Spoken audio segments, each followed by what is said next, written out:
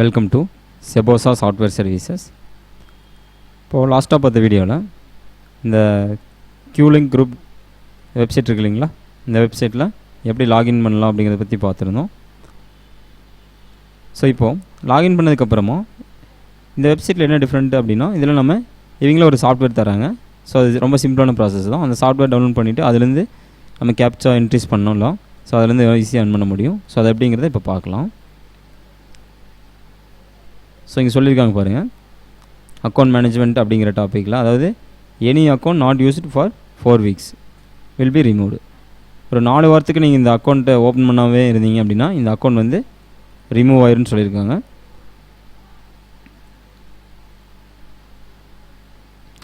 So இன்னொரு option சொல்லியிருக்காங்க, அதாவது இப்போ நீங்கள் அக்கௌண்ட் க்ரியேட் பண்ணிவிட்டு ஃபஸ்ட்டு 72 ஹவர்ஸில் யூஸ் பண்ணாமல் இருந்தீங்க அப்படின்னா, ஸோ அப்போவே உங்களுக்கு உங்களுடைய அக்கௌண்ட் ரிமூவ் ஆயிரும் அப்படின்னு சொல்லியிருக்காங்க. தெரியுதுங்களா?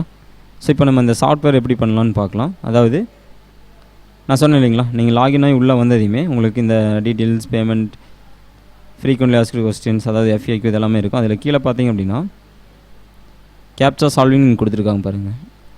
இது கீழே கெட் தி அஃபிஷியல் க்யூலிங் குரூப் சாஃப்ட்வேர் கிளைண்ட் கொடுத்துருக்காங்க இல்லைங்களா. ஸோ இதை கிளிக் பண்ணுங்கள்.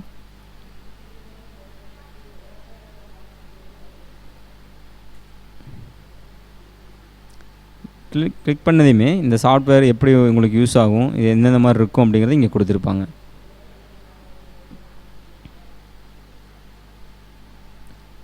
தெரியுதுங்களா? இந்த லிங்க்கை கிளிக் பண்ணி இது பண்ணிக்கலாம். அப்படி இல்லாட்டி நீங்கள் இந்த டவுன்லோட் ஆப்ஷனை கிளிக் பண்ணி கூட இது பண்ணிக்கலாம். ஸோ இந்த சாஃப்ட்வேர் எப்படி இருக்கும் அப்படிங்கிறத இங்கே ஒரு வீடியோ கொடுத்துருக்காங்க.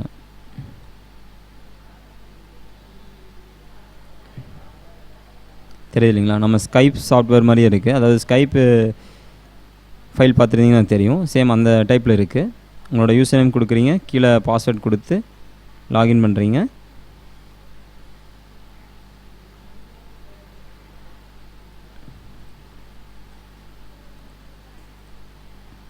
லாகின் பண்ணதுக்கப்புறமா இந்த மாதிரி வரும்.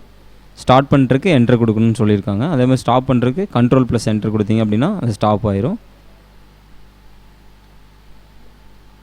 இங்கே இருக்கு இல்லைங்களா, WHEREBA. ஸோ இது மாதிரி டைப் பண்ணிவிட்டு அந்த 15 செகண்ட்ஸ்க்குள்ளே நம்ம என்ட்ரு கொடுத்துட்டோம் அப்படின்னா நெக்ஸ்ட் கேப்சா வந்துடும்.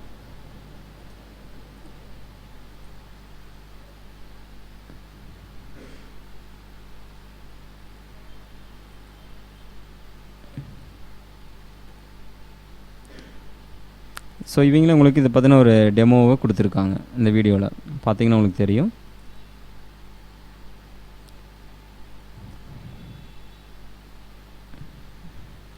தெரியுதுங்க, பிக்சராகவே கொடுத்துருக்காங்க பாருங்கள்.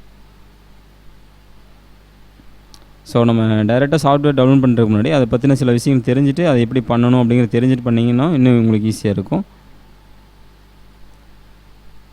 ஸோ நான் இப்போ இங்கே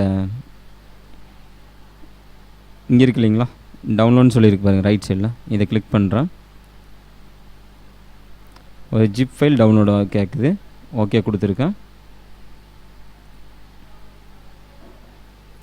4.4 MB இருக்குங்க அந்த ஃபைலு. இப்போ டவுன்லோட் ஆகிட்டுருக்கு. தெரியுது இல்லைங்களா?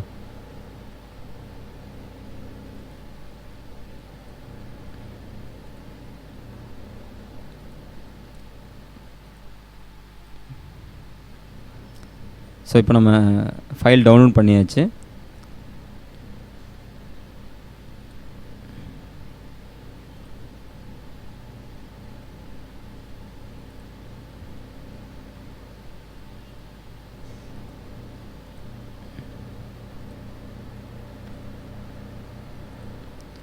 ஸோ டவுன்லோட் பண்ண ஃபைல் நான் அந்த மியூசிக்கிற ஃபோல்டரில் வச்சுருக்கேன். இது எப்படி யூஸ் பண்ணலாங்கிறத வரக்கூடிய வீடியோவில் நான் சொல்கிறேன். அதாவது இப்போ நம்ம க்யூலிங்க் குரூப்பில் போயிட்டு இந்த சாஃப்ட்வேர் டவுன்லோட் பண்ணிட்டோம். இந்த டவுன்லோட் பண்ண சாஃப்ட்வேரை எப்படி யூஸ் பண்ணலாங்கிறத வரக்கூடிய வீடியோவில் பார்க்கலாம்.